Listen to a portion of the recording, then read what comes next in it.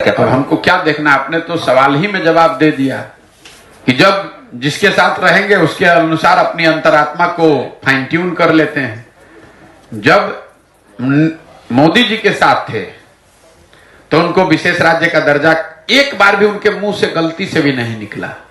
संसद में उनके जदयू के नेता मोदी जी को महामानव बता रहे थे। अंतरात्मा जैसे ही महागठबंधन में आए, अंतरात्मा का भी फिर से फाइन ट्यूनिंग हो गया। अब उनको विशेष राज्य का दर्जा दिखने लगा।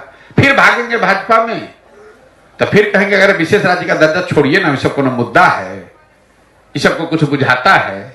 अरे भाई, आप ही को बुझाता है तो आप ही सुधार दीजिए। जिस आदमी को कुछ नहीं बुझाता है उसको पूरी दुनिया मूर्ख दिखती है। तो नीतीश कुमार को सब मूर्ख दिखता है, इसलिए कि उनको अपनी समझ नहीं रही है। नीतीश कुमार का उम्र हो गया, 75 साल से ज्यादा उनकी उम्र हो गई, सामाजिक राजनीतिक तौर से घिर गए। क्या बोल रहे हैं उनको खुद नहीं पता है।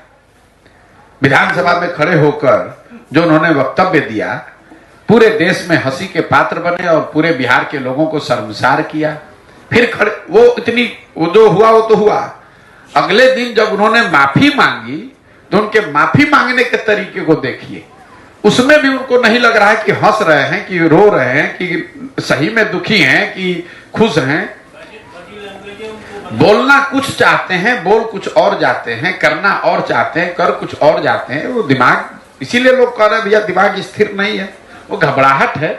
जब आप अकेले पड़ जाते हैं तो आपको इस तरह की घबराहट होने लगती है, जमीन खिसक गया है। उनको ये तो समझ है, तब उलूल जलूल कुछ से कुछ बोलते रहते हैं। कुछ उनका ज्यादातर बयान आप सुनिए, कहेंगे अरे छोड़िए ना, इसका कोई मुद्दा है, अरे भाई इसको कुछ बुझाता है। हम पूछे भाई प्रशांत किशोर ने कहा है सीडी रेशियो के बारे में, तो कहेगा अरे इनको कुछ बुझाता है, हम अभी चले जाएंगे उसका प्रचार करने, तो कहेगा यही सबसे बिहार का सबसे होशियार आदमी यही है। अरे भाई, जब प्रशांत किशोर को कुछ बुझाता नहीं है तो आप अपने घर में रख के काहे उसको सलाहकार बनाए थे? क्यों? हम कह रहे क्यों उसको सलाहकार बनाए थे? और अगर सलाहकार बनाए थे तो वो आदमी मूर्ख कैसे हो गया?